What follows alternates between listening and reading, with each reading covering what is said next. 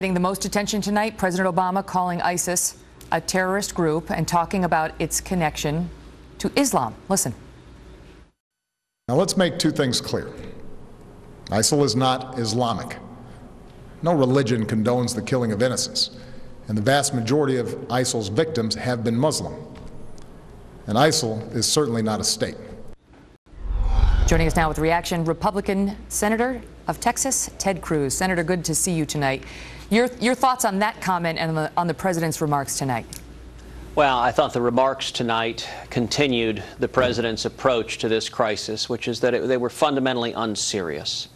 If you look at the first portion of the president's remarks tonight, they were devoted to a defense of the failed Obama-Clinton foreign policy, of the policy that has featured the United States leading from behind, as he put it, and has led to most of the world being on fire. He then sought to diminish the threat of ISIS, to suggest that they're primarily a regional threat. And what we didn't see tonight was a commander-in-chief focused on U.S. national security interest who stood up and said there are radical Islamic terrorists who have declared war on the United States, who are murdering Christians, who have murdered 2 American journalists, and who have promised to take jihad to America, and we will respond with overwhelming air force to take them out. Instead, he suggested targeted attacks and focuses, frankly, on political issues that are peripheral from the central question of how we protect America from those who would take jihad to our nation. But what more would you have him do? Speak to a greater air power, to more airstrikes than he didn't outline the number of airstrikes we're going to unleash, the timing, et cetera. That remains to be seen in the days and weeks ahead. But does the American public have the appetite for combat boots on the ground in Syria? Well, he suggested that his approach was going to be similar to Yemen and Somalia. That does not prompt confidence, because in Yemen and Somalia, our approach has been altogether ineffective, and both are hotbeds of terrorism. Our approach has not worked in Yemen and Somalia. And so that example, the Obama-Clinton foreign policy has been characterized by photo op foreign policy, by focusing on a press release. And so to date, there have been some air attacks. There's been a missile here, a bomb there. What has been missing is a concrete military objective to eliminate ISIS, to take them out, because they have become qualitatively more dangerous. They have seized substantial portions of Iraq, gaining a nation state with billions of dollars of oil revenue that gives them the ability to project terror and to murder us here at home. That is something Al-Qaeda's never had before. They've never had territory that they control as a base from which to launch their operations. I mean, they had pockets of Afghanistan, but now they have their own nation. I want to ask you why you keep calling it the Obama-Clinton policy. I assume you're referring to Hillary Clinton, but in her defense, Senator, she, along with our then Defense Secretary Leon Panetta and the Chairman of the Joint Chiefs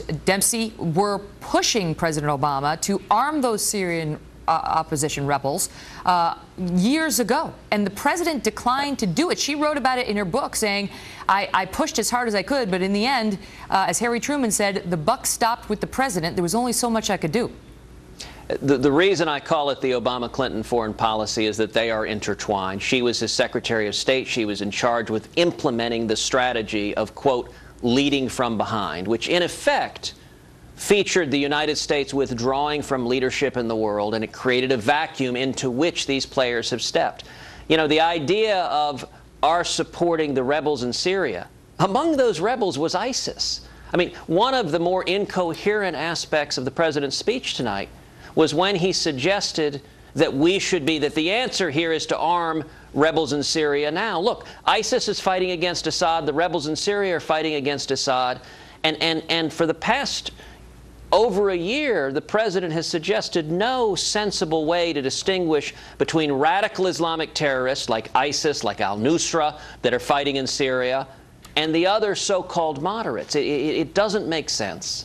And Megan, it's reminiscent of another aspect of his speech, where he said that our acting against ISIS effectively is dependent upon political reconciliation in Iraq. Listen, the Sunnis and Shiites, have been engaged in a religious sectarian civil war since 632 AD. But wait, let me interrupt you so we can set the stage for the viewers, because this appears to be the White House's justification for the perceived delay in getting at this, that the president has been thoughtful, he's been deliberative, and what he didn't want to do was make a move militarily before the Iraqi government was shorn up, the leadership replaced, and the government in place so that they could support whatever gains we make instead of having somebody like Maliki over there who was largely responsible for the deterioration we've seen in the past few years.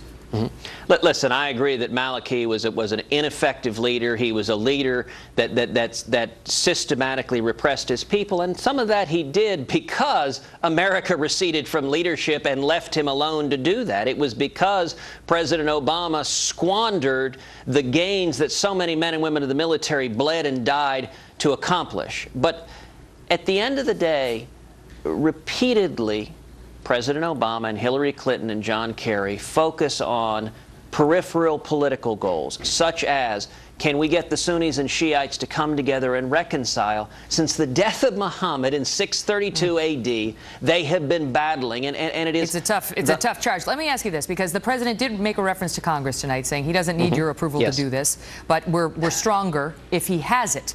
You know, a few years ago, Senator Bob Menendez, a Democrat of New Jersey, tried to push through a bill that would arm the Syrian opposition.